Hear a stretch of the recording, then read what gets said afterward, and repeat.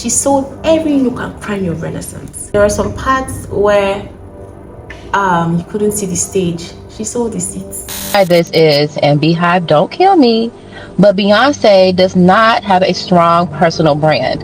Any venture that she pursues outside of music, if you notice, it doesn't do that well. The perfume, House of Darion, even the collaboration with Adidas.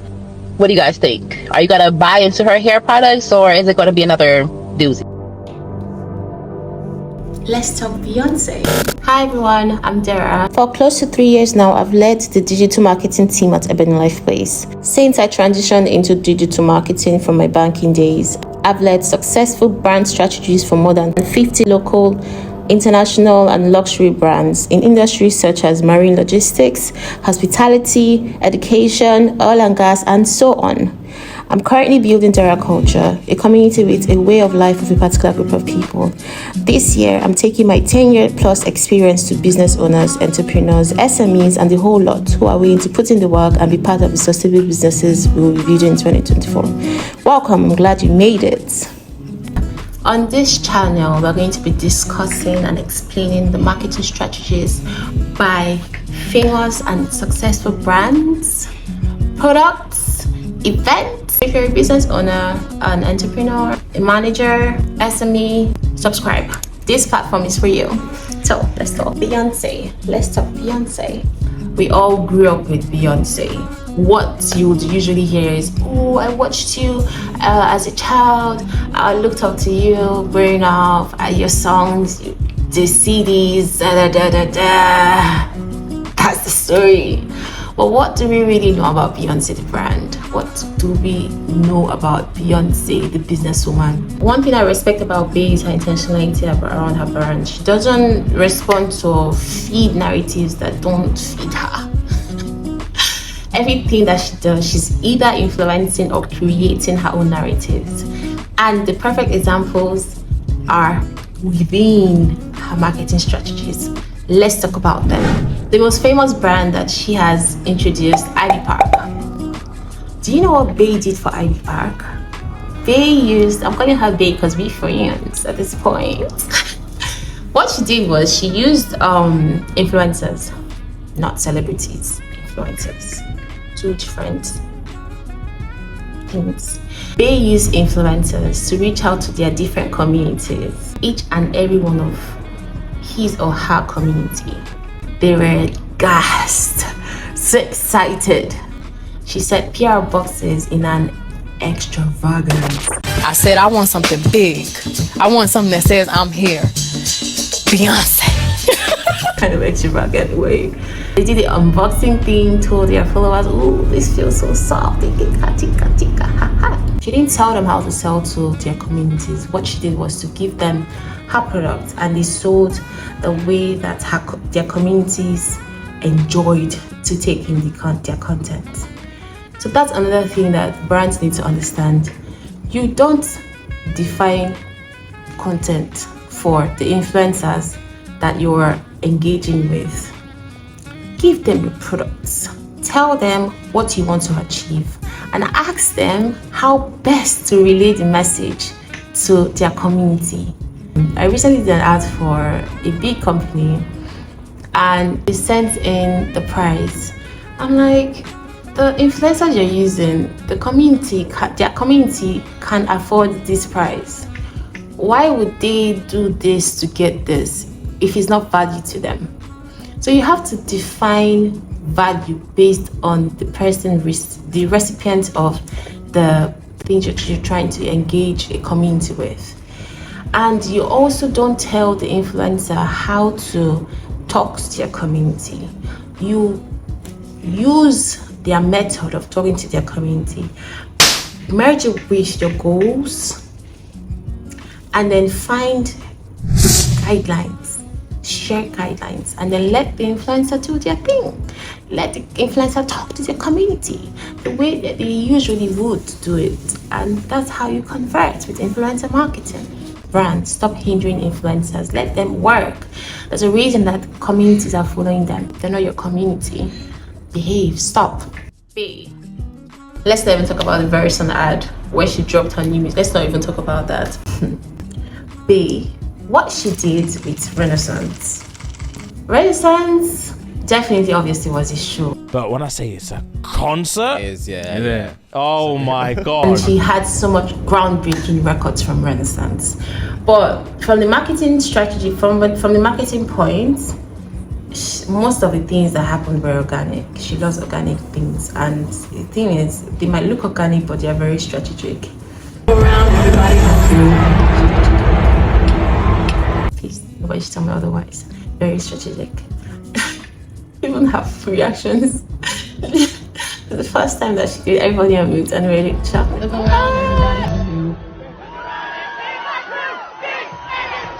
That caused conversations, that made people laugh. I didn't even know about Renaissance till then, you know. So yeah, she's strategic, but she's also organic. She wants things to flow by themselves, but she would start it.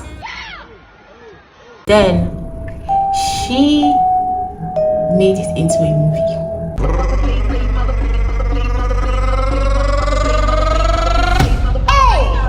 Renaissance sold every nook and cranny of Renaissance.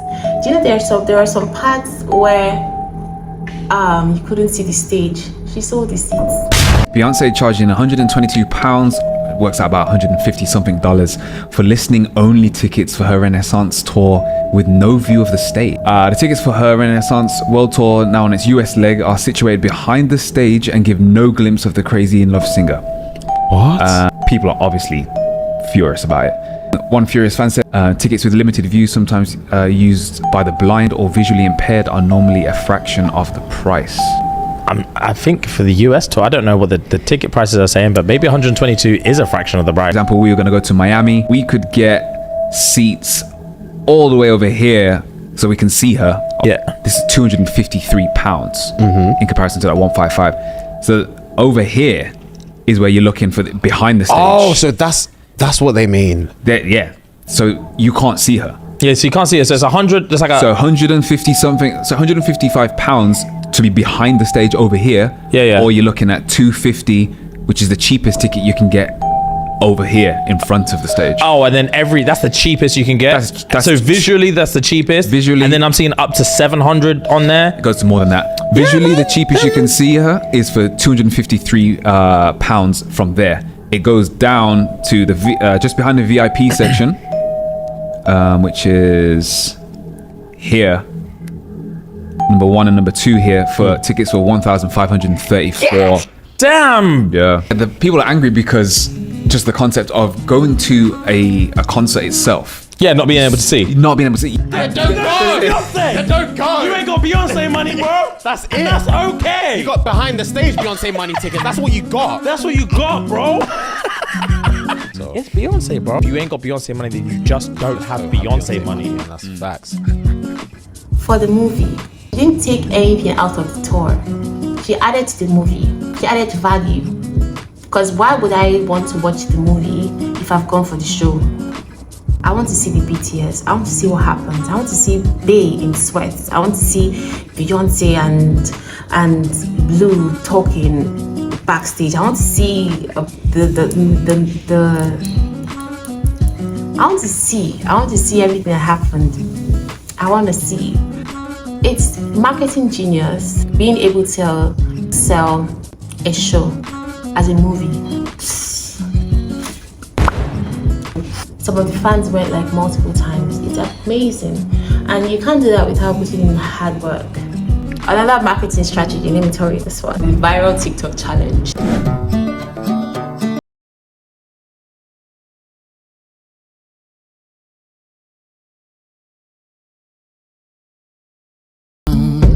Obviously, they cannot be doing TikTok challenges. No, that's not just a big thing.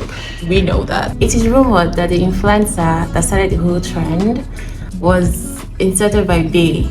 She had a hand in her own viral content. Do you know how bonkers that is? You're so intentional about marketing that you have a hand in your own viral content, allegedly. And knowing Bey, I don't think that's far from the truth. I think using influencers to reach out to communities is genius. But then what happens after that? Does that make Bey more unrelatable if she does that? What does that say about her, the personal brand? How sustainable is the business with this type of marketing strategy? How does it help her brand? The reason why people termed her as unrelatable, series of things. She has no captions on her IG. She just posts pictures and randomly captions them. She doesn't show herself unless she has to. In gatherings, in very specific gatherings and events, she doesn't really interact with her followers, you know. It's more of like a monologue kind of thing with her and her followers. They've come to understand that part of Bey, and that makes her much more exclusive, you know. That helps. That makes her more exclusive. But then it also makes the products not relatable, because she has made her brand around her. Understandably so, since she started from like her youth. She started really young, so the brand has been always around Beyonce the brand, right? So these other brands now, they feed these other brands feed off of Beyonce the brand. But what does Beyonce the brand really connote? How much of Beyonce the person affected her ability to go commercial? That's if that's what she wants to do anyways. So recently we've seen a change, but from recent events I can tell you that's not true. I think she wants to go commercial, and I think she's more intentional about it with Cred. Let me tell you how. So now we have a more interactive Bey. We have her signing autographs, we have her talking to people, making videos. A strategy for her perfume, let me talk about that. She made a video, but then the talk wasn't even about the perfume. What people were focused on was that Bey spoke, she made a video, she said something, her PR, they're on game. That's a good thing. I now know that there's a perfume, but I don't even know the name of the perfume. I just need to know it's Beyonce's perfume, and Google will give me what I need. But then what does that say about her personal branding? Does it help her brand? With Cred now, she has started her strategy by tying the products. She tied the product to a relatable event. On her page, on the Cred page, you would see that she said she lives in her mother's salon. That is something that people can relate with, and I really like that, because it shows that she's listening to what people are saying and she's understanding where she has to make corrections. So the question is now, how relatable is your brand to the people that you're selling to? Make no mistake, your brand can be you, your brand can be outside of you. Apple, I know some people would say, okay, Steve Jobs, but the community around Apple is not because of Steve Jobs. But then we have Coca-Cola, we have Samsung, we have Red Bull. These brands, they are not defined by their owners. Beyonce as a person is going to be reflected on these businesses. What does that mean? It means that her being introverted, her being rumored to not be relatable with her fans, her being the celebrity would be evidence in her business. And I'll tell you how. There are some business owners that decided to make the brand about them. That's not bad. If you have something that you want to offer your brand or define your brand that is synonymous to what you as a person think, how elitist, how classist, how relatable, it's reflected on their brands and what the market thinks of them. Example, we have Beyonce, of course.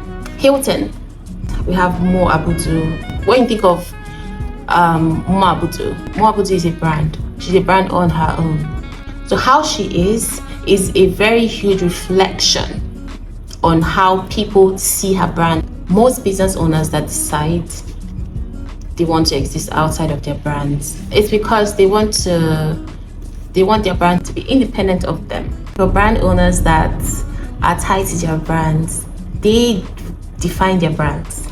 Beyonce has more followings, more of a community than the brands that she has introduced. Why? Because the brand is built around her. The community will then be built around her. It's like it's a given.